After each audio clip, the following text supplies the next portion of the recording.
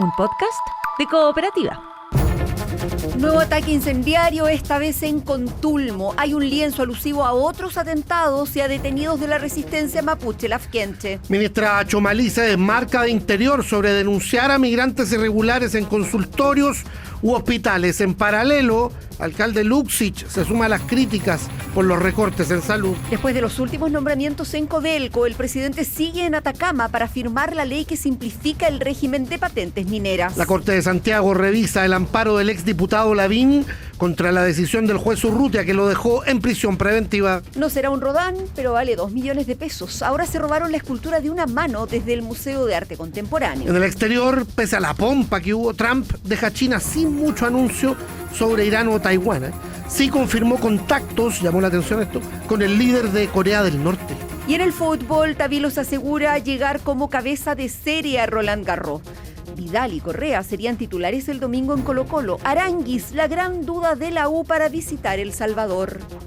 Estás escuchando el podcast de El Diario de Cooperativa, una presentación de cooperativapodcast.cl. Y nos vamos al Biobío para saber de un atentado en que se dejó un lienzo con consignas a favor de los detenidos por hechos como el del molino Grolmus y otro atentado en Los Ríos, todo durante la madrugada. Christopher Espinosa, buenas tardes. Hola Verónica, muy buenas tardes.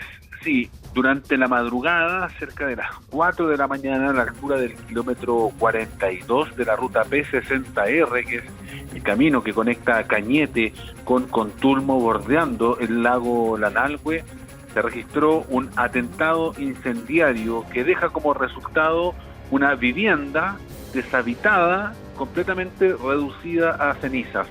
No hay heridos. Sí se dejó un panfleto, un lienzo con consignas vinculadas a los denominados presos políticos mapuche, haciendo mención a casos como el del molino Grolmus, ahí mismo en Contulmo, donde hay una investigación en curso próxima a iniciar un juicio en el mes de junio contra 21 personas vinculadas al grupo de resistencia mapuche lafkenche. El general Renzo Micono, jefe de la 8ª Zona Policial de Carabineros en el Biobío, entregó antecedentes de lo que allí ocurrió. Podríamos decir, al momento no vamos a encontrar propietario, pero sí podemos decir que es una cabaña de uso de veraneo, porque no estaba con propietario habitualmente, y se están haciendo las diligencias para poder ubicar al propietario. Sí, hay un lienzo que reivindica algunas situaciones de índole indígena, como libertad de los presos políticos mapuche, también hay un tipo de amenazas, pero no hay ninguna orgánica que se lo atribuya. El Ministerio Público, al tomar conocimiento de esta situación, ha encargado diligencias ya a la Policía de Investigaciones, que se encuentra con el resguardo de Carabineros y la Armada, que allí rige el estado de excepción constitucional, realizando algunas pericias en el lugar donde la cabaña resultó completamente destruida. El delegado presidencial para la provincia de Arauco, Pedro Marileo, entregó también la visión del gobierno sobre lo sucedido. Resultó afectado un inmueble deshabitado por la acción del fuego. Se constituye en el lugar personal de Carabineros, apoyados por GEDENA, verificando que no habían personas lesionadas, encontrando un lienzo alusivo con consigna de violencia rural. Como gobierno, condenamos de manera categórica cualquier acto de violencia que atente contra la seguridad y tranquilidad en la provincia de Arauco. Si bien, como indicó Carabineros, de momento no hay una orgánica radical que explícitamente se haya adjudicado el hecho, los escritos encontrados en el lugar del atentado hablan de hechos en los que se ven involucradas personas vinculadas al grupo Resistencia Mapuche Lafkenche. La investigación está en desarrollo, no hay detenidos por esta situación que vuelve a golpear a la provincia de Arauco. Y a la que seguimos atentos contigo, Christopher Espinosa. Gracias, buenas tardes.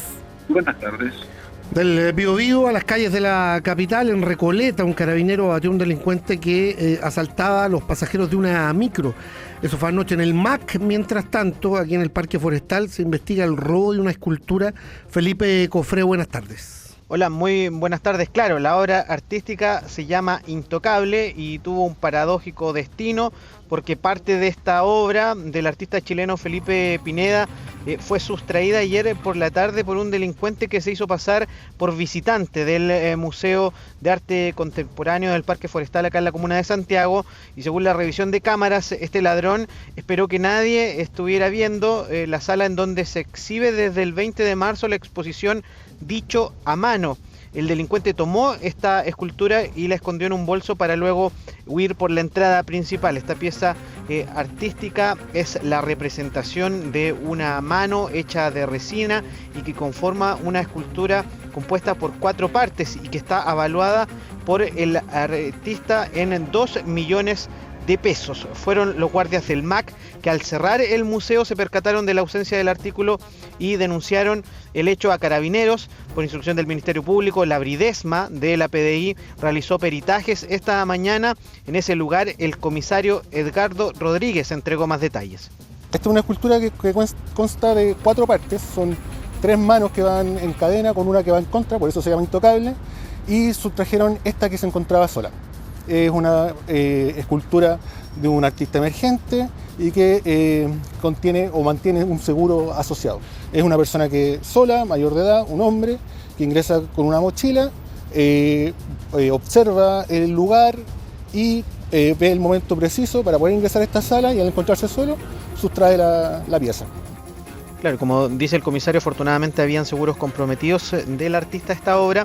Y desde el museo, a través de un comunicado, condenan el hecho y manifiestan también la disposición a colaborar con esta investigación. Dicen que también están en contacto con el artista que reside en Europa. Se suma también otro hecho, la detención de una pareja que ejercía el control territorial en la comuna de San Miguel, ocupando un alto poder de fuego con el que intimidaron a bandas rivales y a vecinos que denunciaron disparos injustificados en la calle Vargas Buston. Se les incautó a estas personas pistolas, también gran cantidad de munición y drogas que era comercializada en este sector. Escuchamos la voz del teniente Fabián Lagos del CEF de Carabineros. Se mantienen 2 detenidos, los cuales eran matrimonio y mantienen antecedentes penales, obviamente relacionados a la materia, y se logró la incautación de 2 armamentos de fuego que mantenían encargos vigentes por robo de que datan del año 2020 y 2017, además de que uno de estos armamentos estaba modificado obviamente para disparar de forma automática. Además de esto, también se logró la incautación de casi 1 millón de pesos de dinero en efectivo, 2 vehículos que eran de propiedad de los imputados y además de droga, obviamente específicamente marihuana. Claro, y esto se suma a lo que ocurre en la comuna de Recoleta ayer por la tarde, el asalto que frustró un carabinero de Franco al interior de una micro. Esto ocurre en la autopista Vespucio Norte con El Salto, en donde 2 delincuentes robaban pertenencias de pasajeros de esta micro en la que iba este funcionario policial, que abatió a uno de los antisociales e hirió a otro que finalmente terminó huyendo. Todo esto luego de que aparentemente estos mismos delincuentes amenazaran con armas de fuego a este funcionario policial. El Museo de Arte Contemporáneo, algo decíamos en los titulares, ¿no? De inmediato recuerda lo ocurrido en el Bellas Artes del 2005, cuando un estudiante del Arcis se robó una obra de Rodin, nada menos, y fue noticia en todo el mundo, digamos. Apareció después, la devolvió, dijo que había sido una acción de arte. Felipe, muchas gracias. Buenas tardes. Lo otro es que el Consejo de Monumentos Nacionales, respecto a algo similar, ¿no? Ha anunciado una querella que respalda al gobernador Orrego, lo leí hace un ratito en redes sociales, Orrego, el gobernador metropolitano, por el robo de piezas de bronce de la estatua grande que hay ahí en el Parque Forestal, en la Fuente Alemana. En el inicio del Parque Forestal, viniendo de oriente a poniente, cerca de la Plaza Italia, cerca de calle Irene Morales, ahí con Merced. Muy maltratada en la época del estallido social. Ah, sí, claro. O sea, estuvo varios años en reparaciones. Sí. Y ahora se empezaron a dar cuenta que se la han ido robando de a poco. Es un mercado de las piezas de bronce como de colección, pero muchas veces gente que ni siquiera conoce mucho de qué se trata y las vende hasta por kilo. Claro, vender el metal. Como lo que cuesta el metal nomás. Y se dieron cuenta de que la han estado faenando, un buen chileno. El alcalde de Santiago salió de nuevo a insistir en la necesidad de poner reja en el Parque Forestal después de lo ocurrido con la escultura de la Fuente. La solución es enrejarnos por todo. Tenemos un problema. Ya, seguimos atentos a lo que ocurre, por cierto, en el centro de Santiago. Nos vamos a la Corte de Apelaciones, donde se revisa el recurso de amparo que busca anular la prisión preventiva del ex diputado Joaquín Lavín León. Fernanda Ávila, buenas tardes. ¿Qué tal? Buenas tardes. Una resolución de prisión preventiva que es arbitraria e ilegal, según la defensa del ex diputado. El recurso de amparo contiene más de 60 páginas y destaca entre sus argumentos que en la resolución el magistrado Daniel Urrutia nombró delitos que se le acusan a otros imputados de la causa: cohecho y delito electoral, que son delitos que se le acusan al ex asesor de Joaquín Lavín León, Arnaldo Domínguez. Además, acusan que el juez copió partes literales de la minuta del Ministerio Público y que no se hizo cargo de los argumentos de la defensa. Uno de los argumentos de mayor peso y que significó que se declarara admisible este recurso de amparo es que la formalización incluyó hechos nuevos, no contenidos en la solicitud de desafuero que fue inicialmente aprobada para abrir este caso. Estos hechos serían una factura del año 2019 por falsificación. Por todo esto, se solicita dejar sin efecto la prisión preventiva y dictar una medida cautelar menos gravosa para el exdiputado Joaquín Lavín León. Desde el séptimo juzgado de garantía, el juez Daniel Urrutia ingresó su informe al tribunal y mencionó que se consideraron solamente los delitos por los cuales el imputado fue formalizado y que ya existía previo desafuero. Aclaró también que los hechos aludidos, referidos a otros delitos, correspondían solamente al coimputado Domínguez y que se utilizaron como contexto en la resolución. El juez añadió que la defensa tuvo una amplia oportunidad de alegar que sí se analizaron las atenuantes propuestas y que la prisión preventiva se justificó por la gravedad de estos hechos. Ayer también se revisó el recurso de amparo del ex asesor de Joaquín Lavín León, Arnaldo Domínguez, quien también está en prisión preventiva y fue declarado inadmisible, por lo que se podría marcar ya un precedente para lo que debe resolver la segunda sala durante el día de hoy. Por este momento se están escuchando los alegatos de las defensas y de los querellantes. Ellos no han salido, no se nos ha comunicado todavía una resolución que podría darse en los próximos minutos o también para el día de mañana, si es que Joaquín Lavín León sigue o no en prisión preventiva. Y lo sabremos contigo, Fernanda. Muchas gracias. Buenas tardes. Buenas tardes. Volvamos al sur, a la Araucanía, donde el Lautaro, la PDI, detuvo a varias personas vinculadas al tráfico en la práctica de permisos de circulación. No los vendían a la mala, a la mala. Hay vehículos incautados también. Claudio Arévalo, buenas tardes. ¿Qué tal, Rodrigo, Verónica? Buenas tardes. Sí, la Policía de Investigaciones desarticuló en Lautaro una red de corrupción, según la Fiscalía, que defraudaba al fisco con permisos de circulación que eran literalmente comprados. El operativo de la BICFIN, coordinado con la Fiscalía, incluyó además allanamientos en 12 domicilios en las ciudades de Temuco, Lautaro y también en Victoria. Terminó con 8 personas detenidas por fraude al fisco, soborno, cohecho y falsificación informática, dijo el subprefecto de la Policía de Investigaciones, Pedro Honorato. La entrada de registro de 12 inmuebles, logrando la detención de 8 imputados por el delito de soborno, fraude al fisco, cohecho y fraude informático.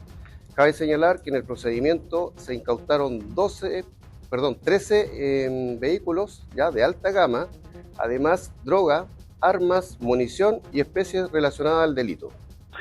Según la investigación, 2 ex funcionarias de la Municipalidad de Lautaro entre los años 2018 y 2023 tramitaron fraudulentamente unos 300 permisos, rebajando los montos a cambio de comisiones junto a algunas automotoras de la región de la Araucanía. Los detalles respecto a cómo se fraguó esta estafa fueron entregados por el fiscal de Lautaro, Miguel Ángel Velázquez. En ese orden de ideas, la Municipalidad de Lautaro realiza una revisión y constatamos, en definitiva, que nos encontramos con 294 permisos de circulación que han sido modificados fundamentalmente en su tasación, a objeto de rebajar el monto que se debe pagar por cada concepto. En ese orden de ideas, las 2 exfuncionarias municipales, quienes tenían acceso ilimitado al sistema informático de control de tránsito, ingresaban montos inferiores a los que correspondían. Tal como lo decías, Rodrigo, al principio se incautaron 13 vehículos de alta gama, armas, municiones, droga y equipos electrónicos, evaluado todo en más de 300 millones de pesos. Los detenidos pasaron a control de detención en los tribunales de Lautaro. Claudio Arévalo, en la frontera, gracias. Buenas tardes. Estás escuchando el podcast de El Diario de Cooperativa. Una presentación de cooperativapodcast.cl. No podemos ir contra la ley, lo ha dicho la ministra May Twomaly, que tomó distancia de la idea de que colegios y hospitales, los funcionarios, se vean obligados a entregar datos de migrantes irregulares. El subsecretario Pavés salió a aclarar lo que planteó en el Congreso. Paula Kelly, tú nos cuentas. Buenas tardes. Hola Verónica, muy buenas tardes. Sí, en medio del debate del proyecto de ley sobre las expulsiones administrativas, generó polémica la indicación presentada por el Ejecutivo que obligaría a instituciones educativas o de salud a entregar los datos personales de migrantes irregulares en el país. El subsecretario del Interior, Máximo Pavés, dijo que hay una mala comprensión de la indicación que presentó y explicó que la entrega de información es solo cuando hay procesos en curso. Nunca ha estado en el texto ni en la intención del gobierno ninguna obligación que se parezca a un reporte o denuncia, porque eso no está en el espíritu de la ley. Lo único que hacemos nosotros es dotar de algo que tanto el servicio como las policías nos han pedido, que ocurre que cuando uno inicia un procedimiento de expulsión o de sanción, notifica a una persona y después cuesta mucho encontrarla. Y por lo tanto la indicación lo único que hace es que el organismo respectivo, solo cuando hay un procedimiento migratorio en curso, pueda oficiar para obtener algún antecedente que nos permita ubicar a esas personas, ya sea por salud, por educación o ya sea en materia previsional. El subsecretario Pavés aseguró que la medida no va en contra de la normativa vigente, puesto que la información no sería usada para otros fines distintos a los que requieran las policías o el servicio de migraciones. La ministra de Salud, Twomaly, dijo que veía con bastante preocupación esto, que no se puede ir contra la ley, no se puede negar una atención médica y tampoco se puede entregar la información de los pacientes.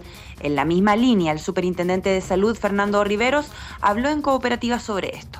Y hay leyes que establecen la obligación de otorgar las atenciones de salud, por ejemplo, en contextos de urgencia, sin poner ningún tipo de condicionamiento. Tal el tema de la confidencialidad de todos los datos clínicos de una persona. Seguirse adelante con iniciativas de ese tipo, tendría que haber modificaciones legales, pero hoy día, como está en la legislación, no podría adoptarse una medida de esa naturaleza. Nuestro foco, más que problemas de seguridad pública, nuestro foco es la salud de los chilenos, digamos. Y en ese contexto, cualquier medida que signifique una cortapisa, digamos, una traba al acceso a la salud, un tema preocupante.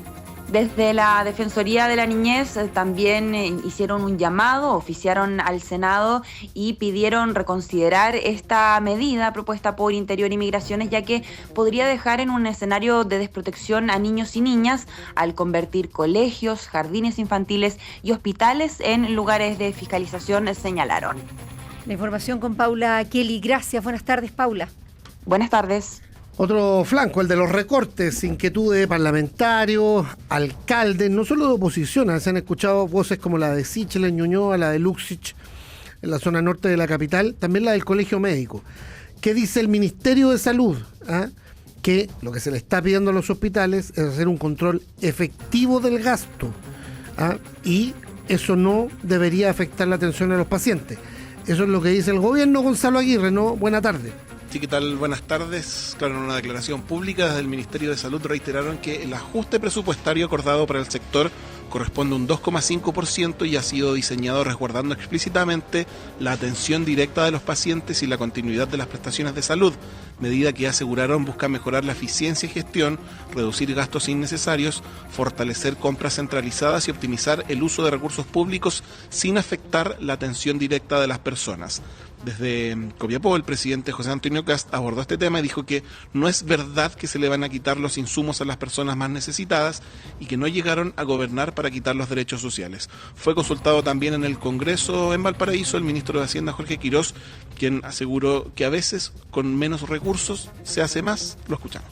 Hay mucho espacio para eficiencia en temas de hospitales, haciendo ahorros y también proveyendo más servicios. Queremos proveer más servicios, mejores servicios, y estos ahorros son precisamente para eso. ¿Pero cómo se va a desarrollar estos mejores servicios si es que van a tener menos recursos estos hospitales? Porque a veces uno con menos recursos hace más. Es un tema del Ministerio de Salud. Cada uno de los recortes que se hacen o ajustes quedan en manos de cada ministerio y cada uno va viendo qué cosas se pueden hacer, qué cosas no se pueden hacer y vamos a ir avanzando. Un tema por el cual los integrantes de la Comisión de Salud del Senado, que representan a la oposición, anticiparon que van a citar a la ministra Maicho Malí para que explique el alcance del decreto de Hacienda que reduce recursos a FONASA, a hospitales y a la atención primaria. El senador Juan Luis Castro, presidente de la instancia, planteó que el ministro de Hacienda, que firmó el decreto, está desangrando al sistema de salud chileno a partir de un recorte impropio en el área más sensible de la vida de las personas, como es la salud. Vamos a escuchar a la senadora del PC, Carol Cariola, y también una crítica desde el oficialismo y desde las regiones del diputado UDI, Omar Zabal. Evidentemente esto va a afectar a los pacientes y va a afectar el desarrollo de los servicios. Acá se ha hablado de supuestas reducciones en ámbitos administrativos, en que esta reducción está enfocada en mejorar la gestión. Yo estoy de acuerdo con que mejore la gestión y que se hagan todos los esfuerzos por hacer más eficiente el gasto. Sin embargo, eso no se logra reduciendo el presupuesto. Desde regiones no vamos a aceptar que Santiago recorte la salud pública y debilite hospitales fundamentales para el sur de Chile. El hospital base de Valdivia atiende a miles de familias y no puede pagar el costo de un ajuste decidido desde un escritorio en Santiago. Un recorte de esta magnitud es gravísimo. A lo anterior se suman cuestionamientos desde los municipios. El alcalde de Maipú, Tomás Bodanovich, dijo en CNN: si a mí me recortan 6.000 millones de pesos a propósito de la disminución del pago de las contribuciones, no tengo manera de sostener esa política. Voy a tener que cerrar todos los centros de salud a las 3 de la tarde. En tanto, el alcalde de Huechuraba, Maximiliano Luxich, pidió al gobierno reflexionar en torno a la medida. Va a tener un impacto negativo en la atención primaria, que es donde primero llegan las personas. Si queremos optimizar los recursos, necesitamos certeza. Y lo que hemos visto es una ministra de Salud diciendo que no habrá recortes en la atención primaria de salud. Y por otro lado, un decreto que dice que va a haber un recorte de 18.000 millones. ¿Quién está pensando en los vecinos que ya les cuesta encontrar una hora médica porque tenemos recursos limitados, insumos limitados, profesionales limitados? En Huechuraba vamos a seguir funcionando porque nuestro compromiso es con los vecinos y no los dejaremos a la deriva. Eso mientras que desde el Colegio Médico han dado cuenta de una profunda contradicción entre el discurso público del gobierno, que en reiteradas ocasiones ha afirmado que los recortes no afectarían la atención, mientras este decreto evidencia que sí existirán consecuencias concretas sobre pacientes, equipos de salud y capacidad de respuesta de la red a lo largo del país. Gonzalo, muchas gracias. Chao, buenas tardes. Vamos al norte, vamos a Atacama, donde el presidente Kast está cumpliendo su segundo día de visita, participando en actividades relacionadas con la minería, todo el día después de la designación de Bernardo Fontaine como el nuevo presidente del directorio de Codelco. Camila López, buenas tardes. ¿Qué tal? ¿Cómo están? Buenas tardes. Sí, segunda jornada del presidente José Antonio Kast en la región de Atacama, una agenda marcada por actividades vinculadas a la industria minera y al desarrollo económico del norte del país. De hecho, hasta ahora el mandatario participa en el anuncio de una nueva inversión de la minera Kinross junto al viceministro de Economía y Minería, Daniel Mas. Y justamente en medio de esta agenda, el gobierno ayer informó la designación de Bernardo Fontaine como nuevo presidente del directorio de Codelco. Fontaine, que fue convencional constituyente y ha tenido un rol activo en el debate económico y previsional durante los últimos años, reemplazará en el cargo a Máximo Pacheco. Junto a él, el gobierno también nombró a los nuevos directores, Luz Granier Bulnes y Alejandro Canut de Pont. Nombramientos que se conocieron justo cuando comenzaron a trascender los resultados de una auditoría preliminar a Codelco que levantó sospechas sobre las cifras de producción reportadas por la empresa durante 2025. El informe apunta a posibles diferencias entre los datos operacionales y los resultados informados, aunque el proceso de revisión todavía sigue en desarrollo. En ese contexto, el presidente Kast aseguró que espera que la nueva administración tome medidas concretas para fortalecer al estatal. Y esperamos que junto con los otros directores tomen medidas muy concretas para potenciar Codelco, cosa que no se había hecho hasta ahora. Teníamos un presidente del directorio que fue interpelado por el ministro de Hacienda, por el ministro de Economía, porque nos mostraba una situación increíble de Codelco. no asumiendo ningún defecto en una empresa como la que tenemos, que es de todos los chilenos. Bueno, el nombramiento de Fontaine también está generando reacciones políticas. Por ejemplo, el ex ministro de Hacienda, Nicolás Grau, publicó un mensaje en X donde afirmó que en la derecha hay personas muy capacitadas que pudieron haber hecho un trabajo serio y cuestionó que Fontaine llegue a encabezar la mayor productora de cobre del mundo. Sin embargo, otros en la oposición prefieren ser más cautos. El diputado independiente PPD, Cristian Tapia, presidente de la Comisión de Minería, dijo que Fontaine tiene un gran desafío. En tanto, la senadora de la Democracia Cristiana, Yasna Proboste, presidenta de la misma instancia en la Cámara Alta, manifestó que prefiere escuchar primero las propuestas del nuevo presidente del directorio de Codelco. Le deseamos toda la suerte, tiene un tremendo desafío, por lo que hemos conocido en los últimos días, estas 20.000 toneladas que no se sabe cómo pasaron, y esto obedece también a la mala gestión que hemos tenido en estos 4 años, pero él se tiene que hacer acompañar por un presidente ejecutivo que sepa de minería. Fontaine es un economista, poco debe saber de minería.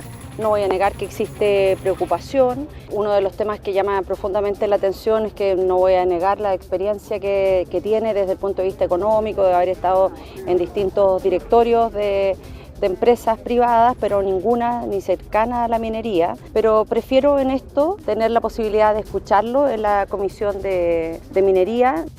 Bueno, ahora el presidente José Antonio Kast se va a trasladar al Cerna Jomín de Copiapó para encabezar la firma del proyecto de ley que busca simplificar y aportar certezas al régimen de patentes mineras. Todo esto ya en el cierre de esta gira por la región de Atacama.